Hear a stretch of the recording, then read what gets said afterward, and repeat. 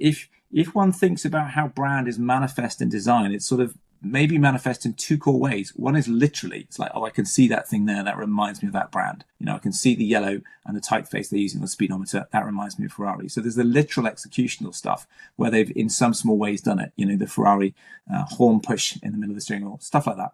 It's literally there. But in terms of the actual identity of the interior, it's nowhere near. Now, okay, the identity needed to move in some respect, but not only has it moved away from being quite clearly a Ferrari, it's also moved away from being a luxury artifact. It's moved away from being something which is about performance and the visceral nature of that. And if you like, the crazy extrovert Italianate nature of what Ferrari is as well. So in terms of identity, I don't really understand why they've not sought to understand what that was, to use what it is, and to sort of go for a sort of, Apple-like anodyne thing.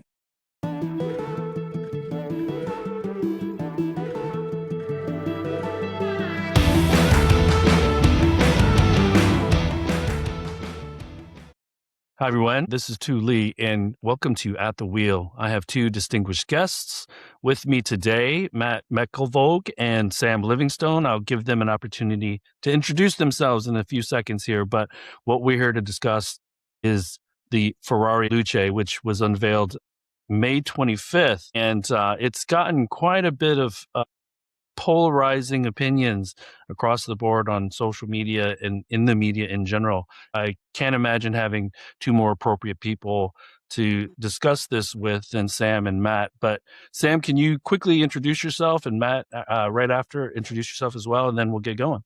Yeah, of course. Thanks, too. My name is Sam. I run a practice called Car Design Research. We're a consultancy that works in the field of design research. You won't be surprised to know. For the design groups of maybe half the world's car companies out there. And we do an awful lot of work with them, looking at their future strategy, but also what the emergent trends are in many different areas. So I've got my head in car design very thoroughly. Matt McElvogue, so president at Teague. We're a design consultancy. We work across a bunch of different industries, so aviation, defense, space, automotive, and advanced tech, so things like robotics and whatnot. Celebrating our 100th year of operations this year, and independent, pretty cool. And, in automotive, we do everything from sort of forward-looking strategy to interior design to, specific sort of asks that we get involved with, kind of skunkwork style with the OEMs in the US mainly. Awesome. So let me start out with the highest level question I can ask. What are your thoughts on the Ferrari Luce overall? And do you like it? Do you not like it? Are there aspects that make sense for the brand? And what is all this fuss about on this vehicle? Can I start with Sam? Yeah, for sure. Well, I think that's at least three questions rolled into one, and none of those are particularly easy to answer quickly, and we shouldn't probably sort of just listen to me rattling on. But I'm going to go back to your last question there. What are the particular sort of key perspectives on this thing? And I think there's two core ones that we're seeing echoing around the world for the last week or so, certainly in the automotive design community. And one is how it's upsettingly not a Ferrari as we know it. And I think there's a lot of people who are really quite, even angry about how that's the case. And then I think the second core perspective, and it's maybe not so centric to the automotive design community, is how it's, it's a brave new thing and it has to be that. Johnny Ive says it's good. You'd be strange to want to challenge the iPhone moment of car design. So these two things seem like they're trying to fight each other a bit. I'm not sure they are necessarily as counterpoints as you'd imagine, but that feels to me like the sort of distillation of the noise that we're hearing out there. And there's a lot of noise, as you say. Yeah, on my end, I mean, I fully agree. It's not a Ferrari, right, in the styling. I think you go from kind of raw sort of racing heritage machinery to something that looks like it was designed by Silicon Valley, right, by and large. And that's a big shift.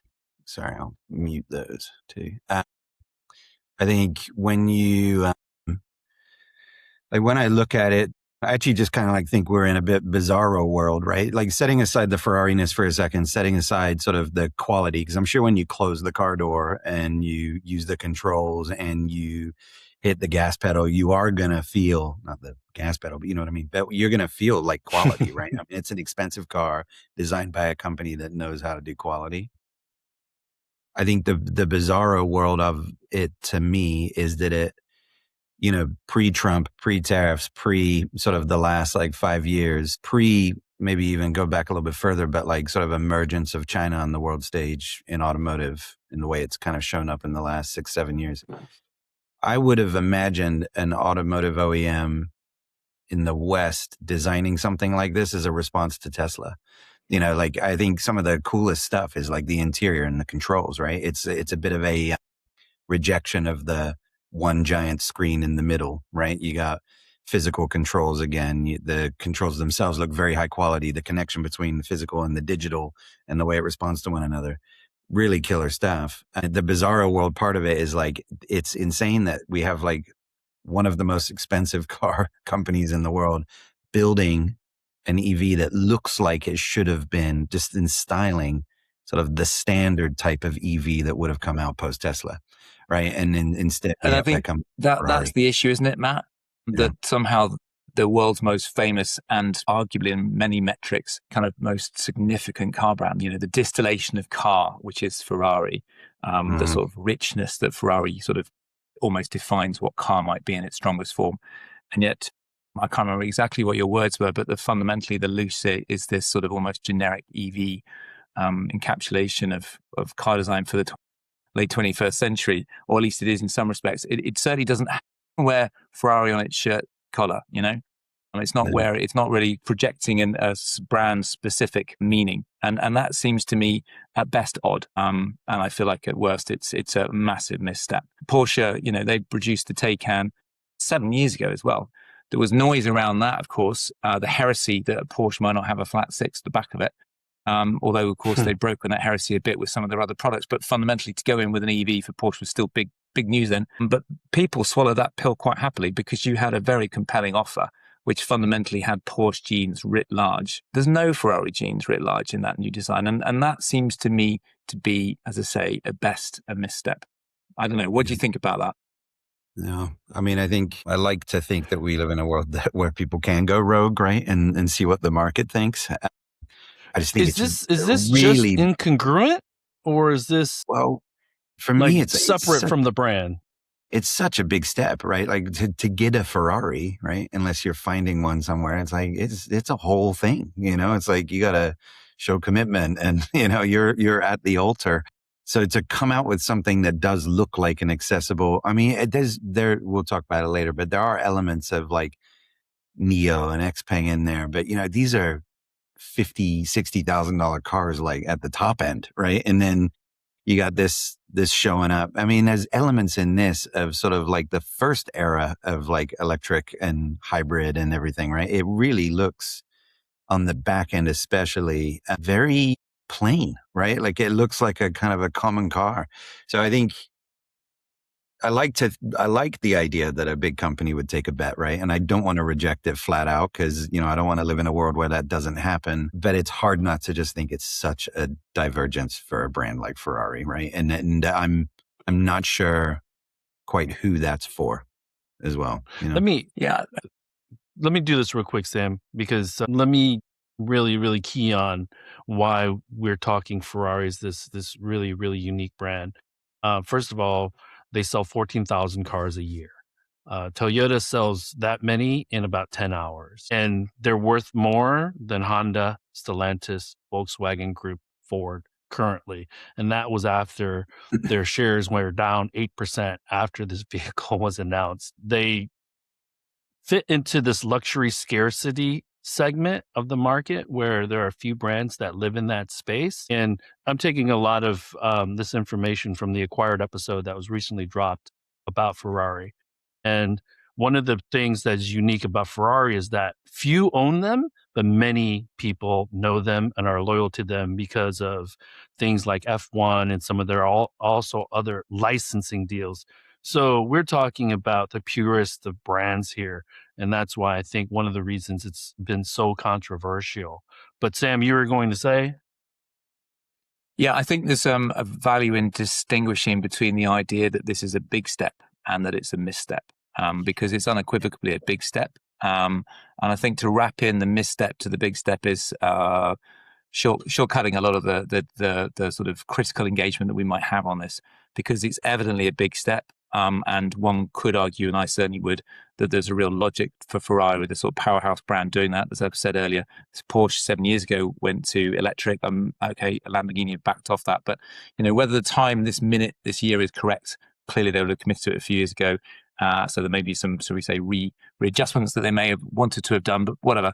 There is a point at which you need to press the EV button. So the intent to do that generally, one can't help but think was inevitable and would make sense. And along with that, Ferrari don't have a sort of 911 icon. They're not a brand which has specific, singular, iconic design elements that they would push this into to make sense. So doing something distinct for them was more obvious a direction than it would be for many other brands. And that all stands. And then even bringing in external partners to some degree to help them get to that point and even to help leverage the story for it makes some sense. So the scale of the step, I don't feel like that's the critical issue. My sense is that the critical issue is the nature of the step.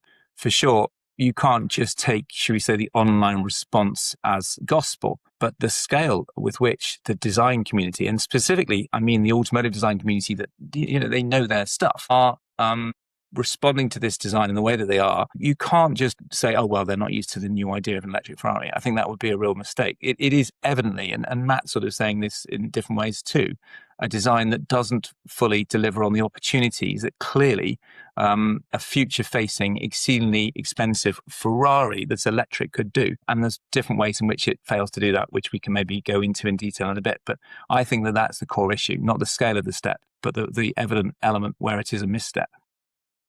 Yeah, I tend to agree. I think you mentioned it, looming over all that immediate reaction to the aesthetic and everything else is the $650,000 price tag, right? Or whatever it ended up at, That was one of the most surprising things for me, was the enormous price tag. So you thought it would be less than a Pure Sangue?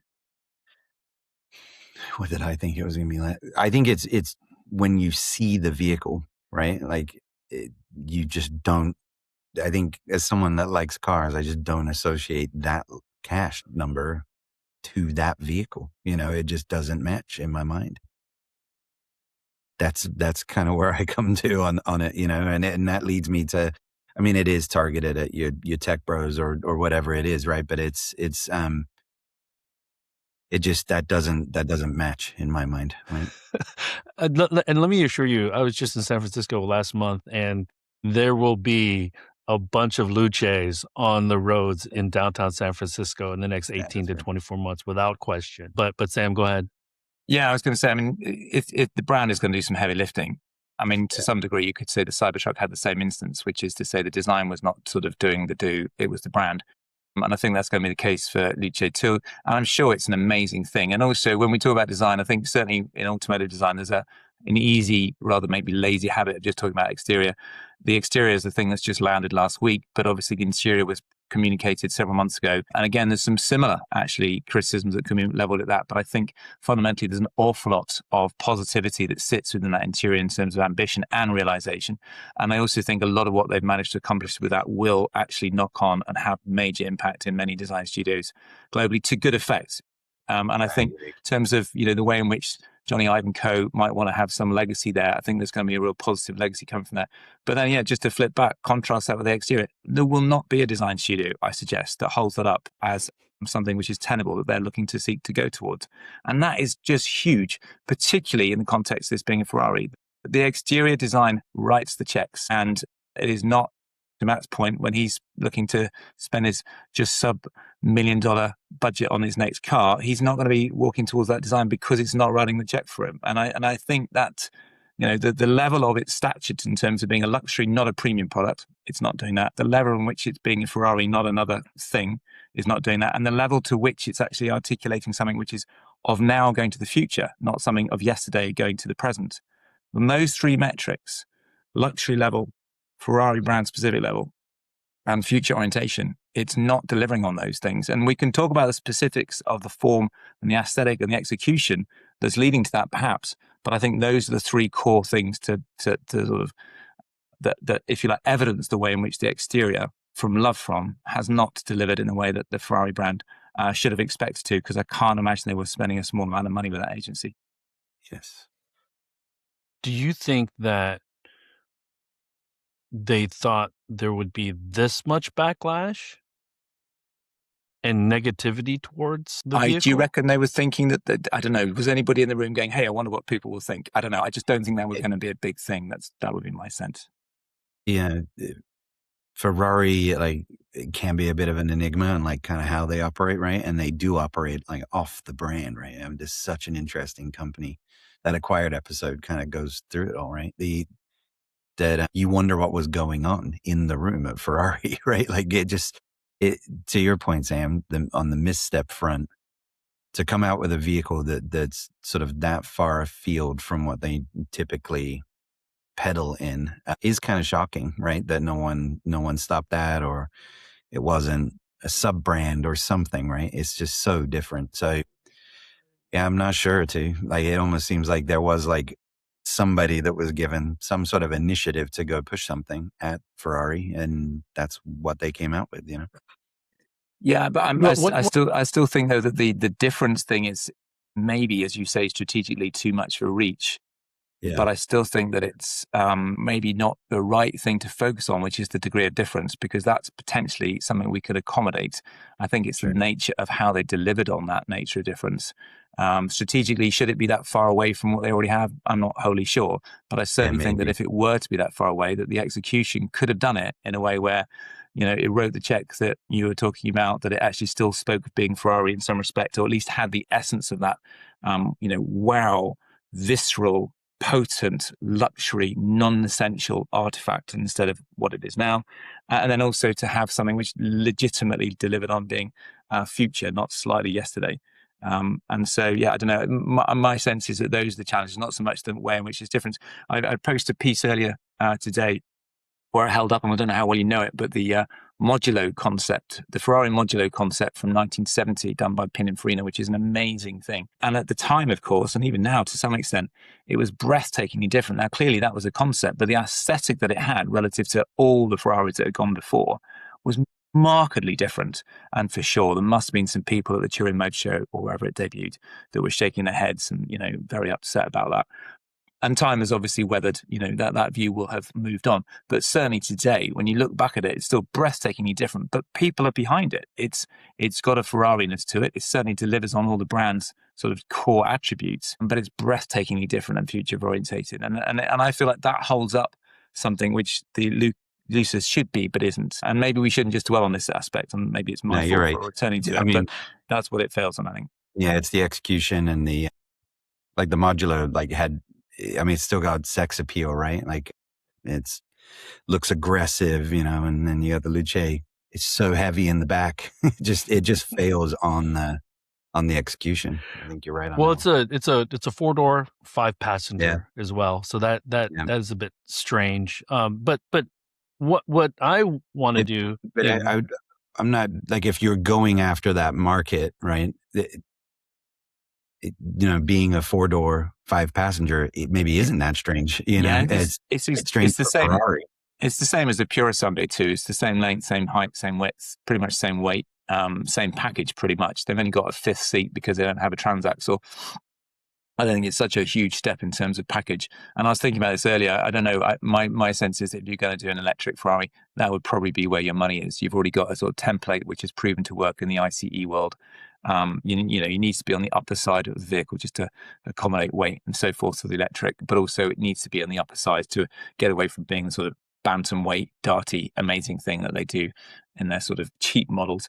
So I feel like the actual vehicle typography makes some sense. But it also, when we see it, you don't read it as that size. I mean, I'm sure in the metal it would be quite a different thing because it's on 20 at the rear and 23-inch wheels, huge wheels, even by Ferrari standards. Huge. And with that sort of amorphous form as well, it inherently, it almost looks like a relatively small, hatchbacky coupe.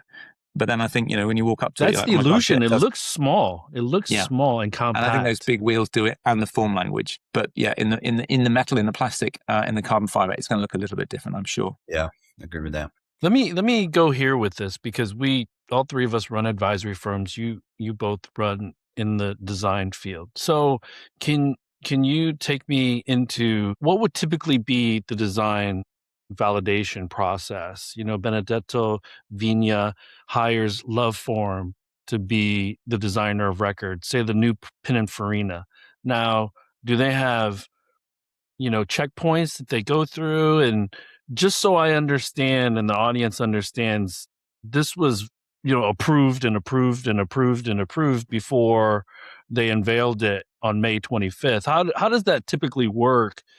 And do automotive companies normally wholesale interior and exterior design to a third party, even a well-established designer like Johnny Ive? Well, I think that might be the key there. Sorry, go ahead, Sam. Yeah, I was going to say, I don't think there's a particularly singular standard way of doing it too. I would warrant it's unlikely that they've done sort of, I don't know, big car company clinic situation where you expose your design to lots of customers. I'm not sure that would have ever made sense. Obviously, I believe the internal design group would have been fully aware. I believe they designed it in partnership in some capacity. I'm not quite sure what.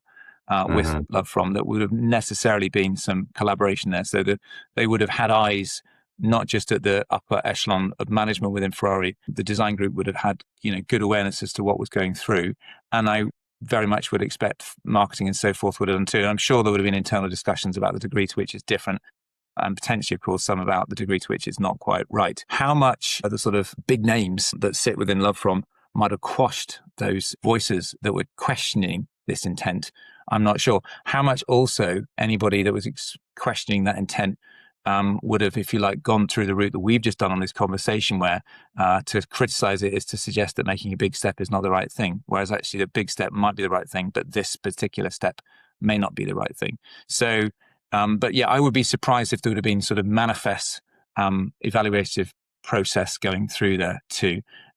Ferrari, I think, historically tend to show stuff to some of their more treasured customers. Maybe they did a bit of that, but they knew it was going to be a big step, so they knew they were not going to have everybody give them a round of applause at every stage. I might expect they were shooting from the hip, as many companies do, but in this instance, yeah, I don't know. I do wonder, I'd love to know, and probably we won't know for years and years and years, but the voices of dissent within Ferrari design, they must be there, and they must be biting their lips. And I wonder quite how universal those might be, because there's some terrific talent in that group. And they, there must be some people there that's really quite beside themselves with distress, but they won't be able to speak up, of course. Yeah. I was actually surprised that Luca Montemazello maybe didn't get a sneak peek before looking at it for the first time, because he was very, very, very negative. But publicly too, yeah. Matt, what do you think? Kind of, well, do you feel similar to Sam on how the design evaluation and the eyes that were seeing it? Yeah, agreed that like they had to have known, right? And there had to have been eyes on it, and it would have been a collaboration. I think that it is different if you engage like a Love From versus like a Teague or even like a Pininfarina, whoever, right? Like I think there are groups you engage where you're engaging the company, and there are talents within the company, but you're kind of like the way they have to sort of convince and argue through a set of steps, even at the level they're engaged, right? Like, there are premium kind of important moves for a company. But if you're engaging a company that is more the brand than the individuals, you're often like engaged at a different level. It's not like C-level tippy top, like talking to Johnny Ive, right? And saying, hey, should we do this thing? You're engaged at a different level, and there is some power to the communication that has to happen up the org to convince people like about one of the options, right? Here's a set. We're going to winnow down. We're going to move forward with this one. We're going to develop it. We're going to get it in front of the market in some capacity to evaluate it. I do think there can be sort of a orbit of sort of confusion around, or there's a better term for it, but it's essentially around some of these big names, whether they intend it or not. There can be an orbit around them that does quash things without them even being like intentional around quashing things, right? So Johnny I've seen him speak and stuff. Lovely man, right? Like he would never operate that way, but it can happen without even realizing it. Like when a legend kind of walks in the room and says, hey, here's my idea. So that's a tricky thing to kind of get past. And you wonder if it happened here a little bit, right? Yeah. But and I don't know, too, it's for you to dictate, but I'm wondering also whether we pivot a bit to talk about the interior, because there's a lot in there which is so strong and so positive. Yes. I don't think universally so, because you could argue that some of what we're talking about with the exterior and the way it doesn't necessarily speak of being Ferrari, the way that it doesn't actually necessarily move on some things in a future-facing direction you'd imagine, and the way it doesn't actually, if you like, carry to luxury instead of just being at a premium. I think those three things still stand for the interior to an extent, but Agreed. there's also some elements that they've brought through into the interior which have been sadly lacking in any other automotive space. And the fact that they've wholly embraced the sort of technology and the nature of what that enables, at with the luxury of high price point and what that affords your design flexibility or your design options. But yeah, they've really delivered on some exquisite details, and going beyond that too, in terms of the sort of mechanical way you sort of start it and the sort of signifying that and putting in the start. I think it's, I don't know if you call it start button, but the way that the light then flashes through. There's all sorts of stuff within the interior which looks just fantastic. And of course, that seems to speak to or make more sense in terms of delivering at a sort of quality point to Johnny Ive and his background. That's where your typically consumer design abilities, consumer product abilities, you would imagine should and did transfer more usefully. Yeah. And let me stop you both there. And Matt, I want your comments on the interior, because you read my mind. I was going to move towards the interior, particular details that you find really well designed, but also, Sam, do you see this interior as more evolutionary than the exterior? And do you see it more fitting with the Ferrari brand? Like, what are some of the particular elements that you that stood out in a positive way? Matt, you should chip in, I think, with the first response, maybe. You mentioned brand at the end. Maybe not so much brand for me. I mean, despite the sort of the puck literally being the brand, I think that's kind of a fun detail. For me, it's the part that advances the conversation. I think it will inspire automotive designers that are looking at interiors, right? And looking at the user interface and looking at the digital screens. I think on that front, it's very successful. And for me, it comes down to the craftsmanship of it and the micro interactions and how much they're communicating. Like when you see the digital screens kind of come to life or transition in what they've made, they're very, very clever. They're not like 0, 1 on off or like changing states like you might get somewhere else. And that does communicate quality. The fact that they move together, right? The fact that they array themselves kind of in an order. And what's I think interesting from like a user point of view is like it actually like kind of reinforces what that interface is then going to do, right? It's like if it sort of animates in a certain way, you understand like, oh, it moves that way, right? And that's something that like I haven't seen some of the stuff going on in China kind of gets into that, but like in the US and sort of traditional like European OEMs, it just doesn't really show up, right? At that level of craftsmanship. So I think it's the small kind of subtle touches that when you experience them, and I'm convinced that if you're in the vehicle and you experience them, you're going to be like, wow, this is a new step change in kind of what's possible inside of a car.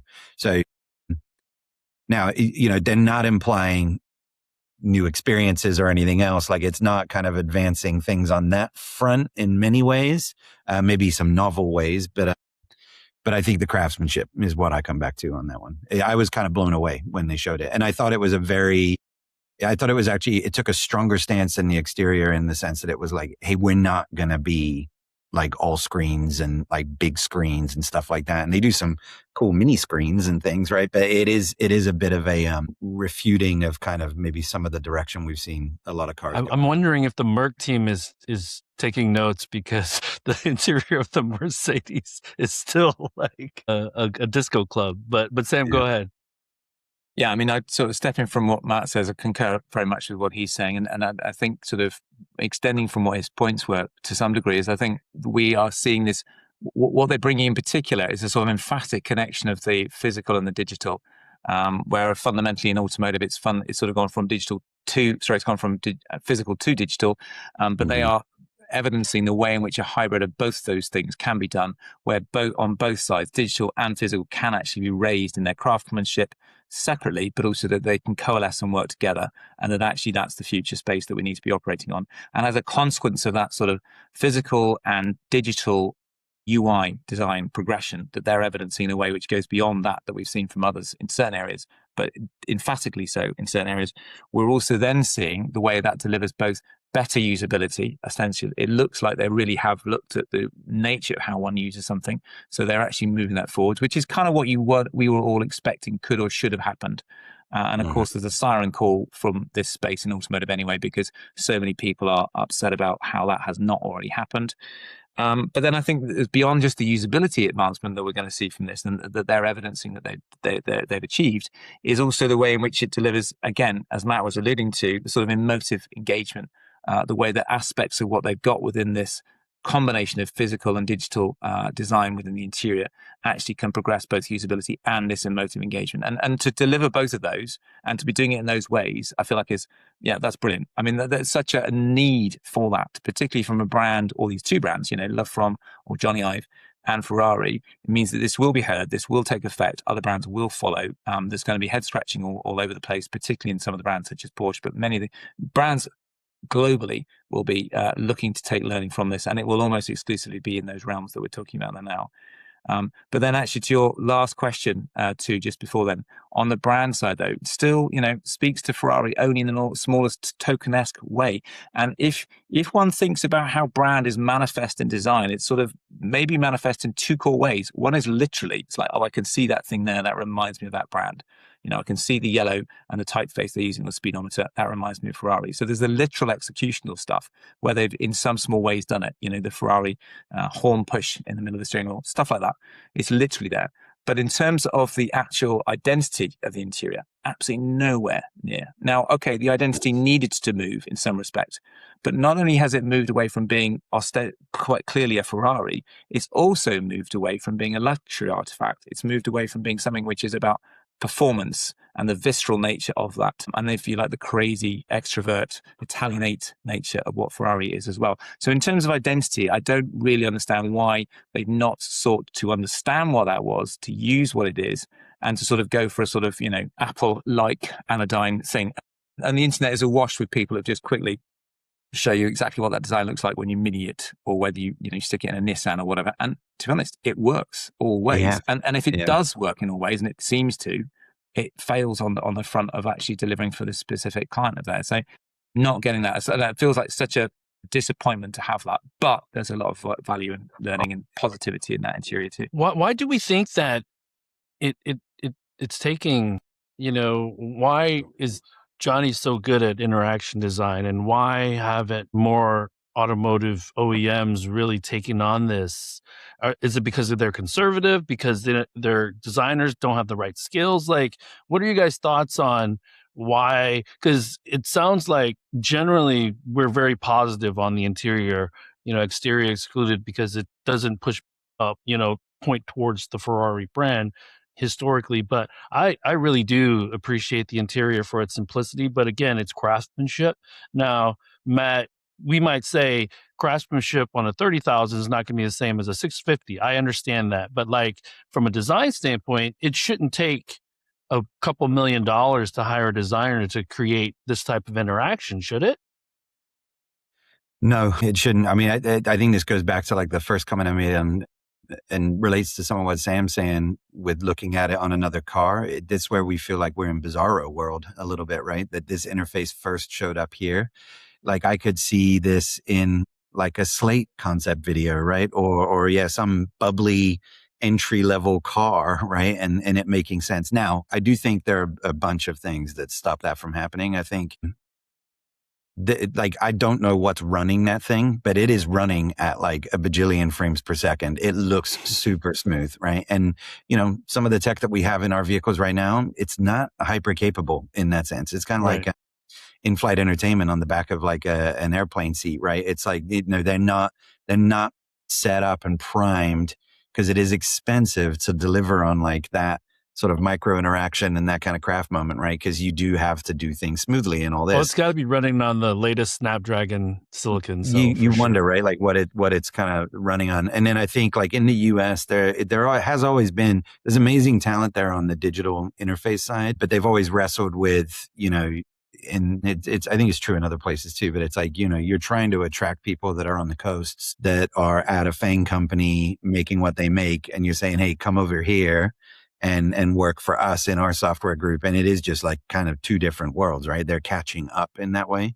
And then I think the last thing is like, it's the OEMs, sorry for my very US centric view here, but Sam, you can expand on it.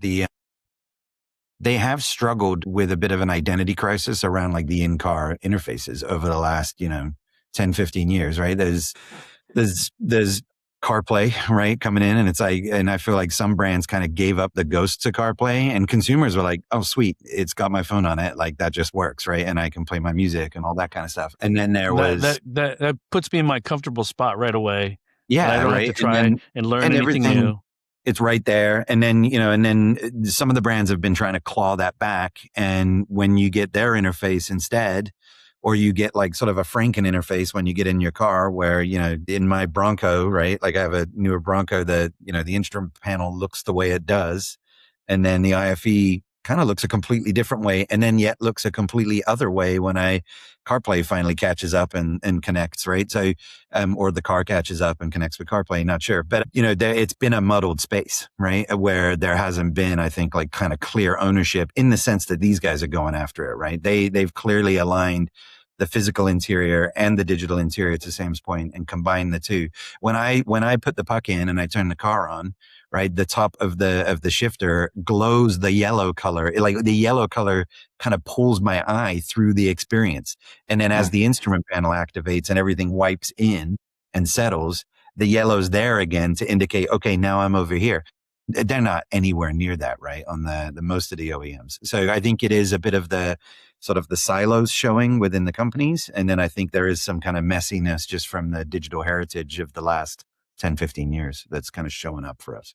Yeah, and there's no way I would ever wish to contradict anything that Matt's just said. I would suggest, he qualified some of what he said with sort of maybe a North American market perspective. I think the Chinese have got a different situation. Yes, but what's lacking maybe in both instances is certainly, I think, in some of the Chinese organizations anyway, is clarity of a sort of strategy. UX design strategy just doesn't exist. There's no clear sense of purpose. It's still a sort of, a shop, department store full of everything shoved into your face, and normally delivered by a talented team who are overstretched and normally not as empowered as they should be. And I think not being massively empowered, being overstretched with resources, and fundamentally not being clear about your strategic intent, your purpose, your singular brand vision for UX. And my God, I would suggest you, I don't know, I struggle to think of any brands that have really got that set, and yet kind of all of them should have. Without that, it means that you've just got an awful lot of noise happening in many of these places, and they're all desperately trying to sort out some of the issues that Matt's alluding to with this Bronco. And as a consequence, of course, nobody's delivering in a way that they have done here.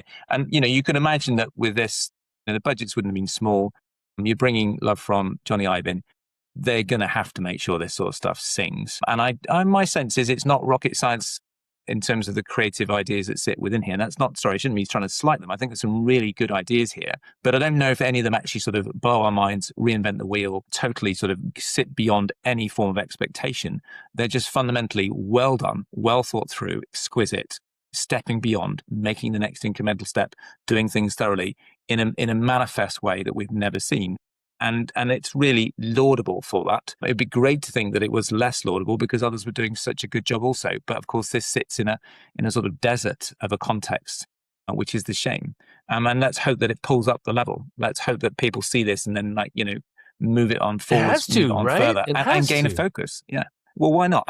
Where are the other performance brands going, oh gosh, right, we now need to be very clear about what our intent is and how we wish to do something very singularly. And indeed, all the other brands in the world out there as well, for that matter. So I'm really hoping that this design, certainly the interior, stands, if nothing else, as a call to action for the ability of people to move things on in a positive way, and maybe a call to action for those who can see the misstep that this is in some respects to ensure they don't necessarily do that.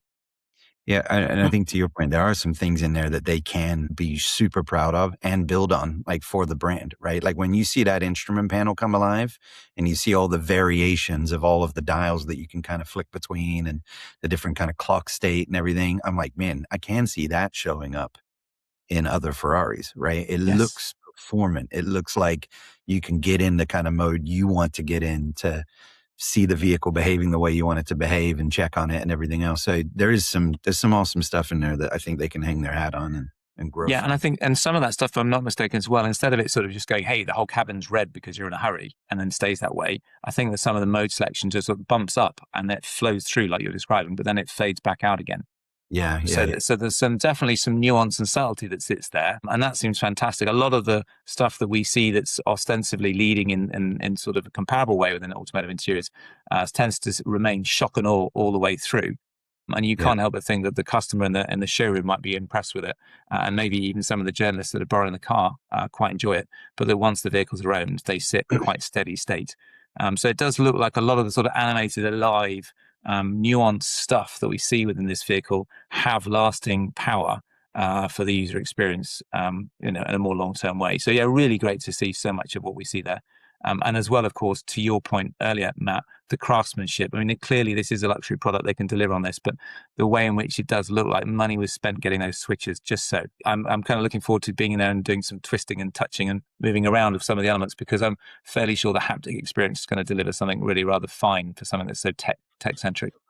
Yeah. And, like you said, that might carry them through a bit, right? Like, if you're in the car, you're experiencing that, and then you pull away and the car feels great, right? And it's the sound of it and the ride feel, suspension, you may all of a sudden go, okay, I understand the price, or I'm understanding some of that price now. I think another one brought up is interesting, Sam. It's, and the Chinese automotive companies are going to have to come the other way too, but it is that sort of like digital density and the cultural difference between like the West and the East when it comes to digital density. And it's some of the stuff that like the operating system for mobile phone companies have had to kind of like learn. Apple still have sort of some level of like singular opinion on sort of how they deliver things, but some of the other brands, right? Like, Samsung and others, the operating systems they choose to have on their phones, how they sort of clean up, simplify in the West, but then go more dense in China and other markets similar. The automotive companies are going to have to go through some of these transformations, and they'd be wise to kind of look back at what's happened in mobile and tablets and other spaces to sort of best identify how they can enter a market, right? And right now, we're at that edge where like the Chinese market seems like it's going to explode to the world stage, right? Like when will it enter more into the US? Already entering strongly into Europe, right? But it'll be interesting to see how the digital interfaces adapt for different sensibilities as well, I think. Yeah, for sure. Yeah. The one thing that I think is really important to continue to note is that Apple is a unique entity on the tech side, consumer product side, just because they own the hardware and the software.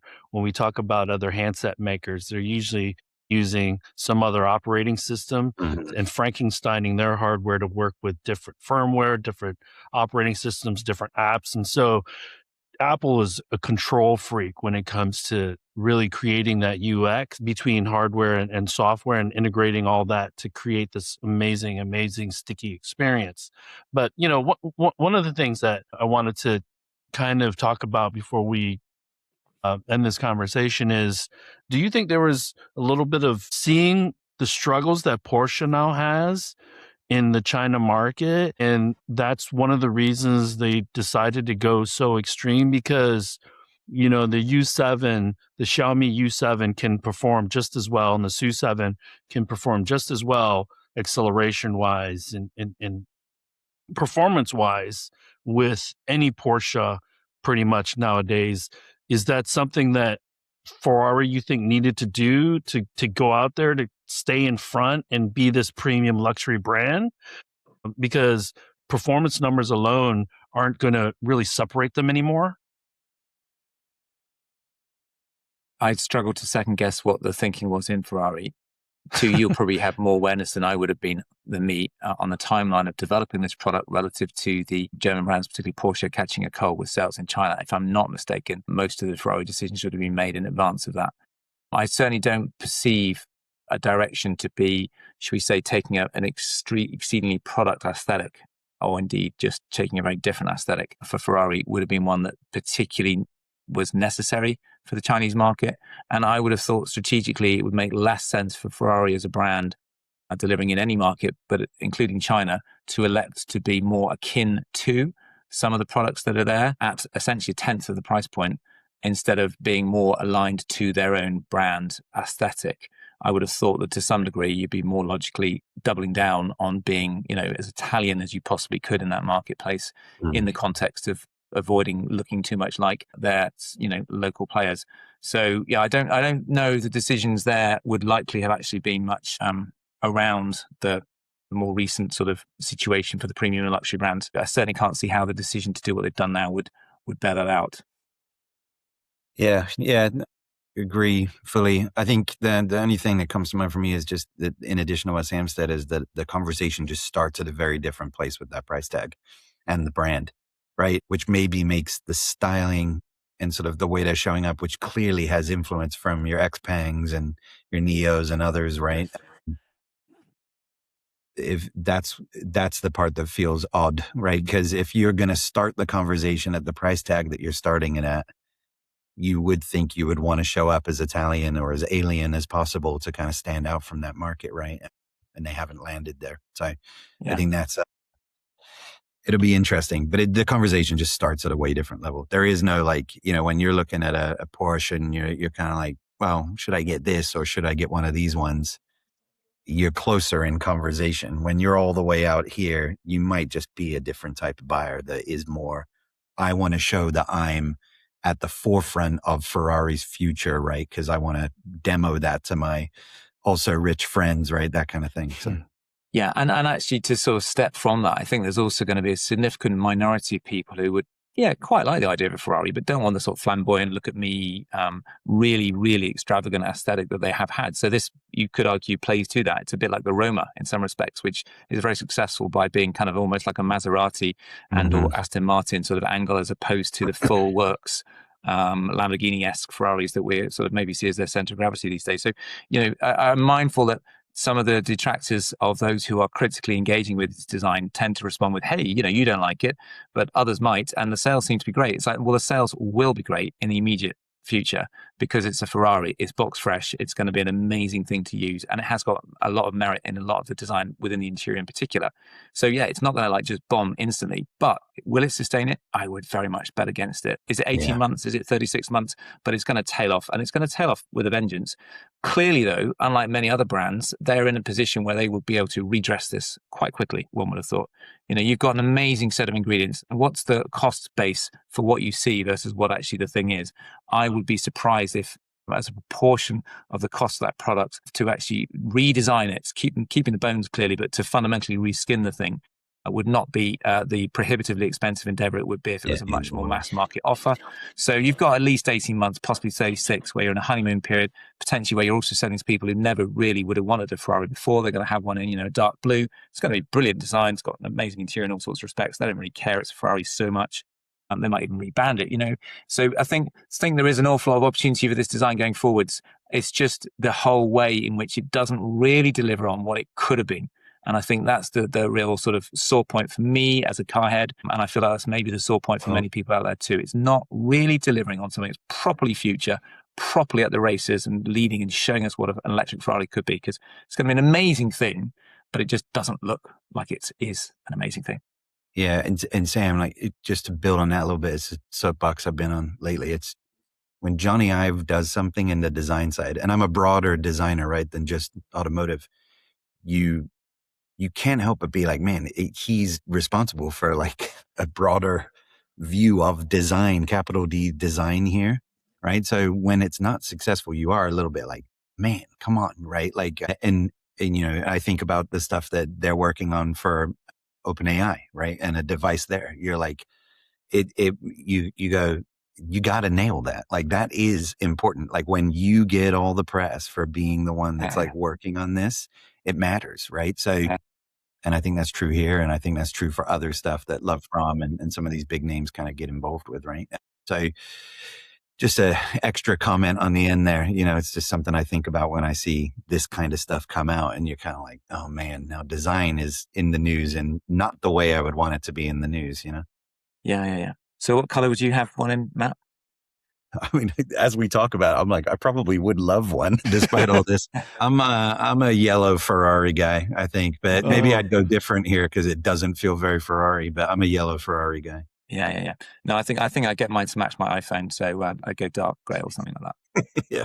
Oh, I'd love the dark blue, the royal blue Yeah. is really nice. And we'll end it there, guys. I think this was a great discussion. I learned a lot. It seems like there's a lot they can take from it. I don't think they're going to mulligan and say we made a mistake, but I think the next product is probably going to have some DNA from the Luce, but hopefully more on the interior side than the exterior.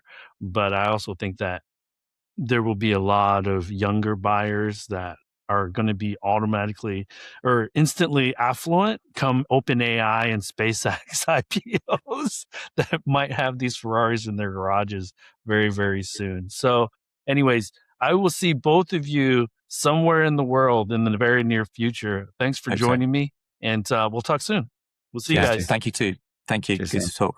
Cheers.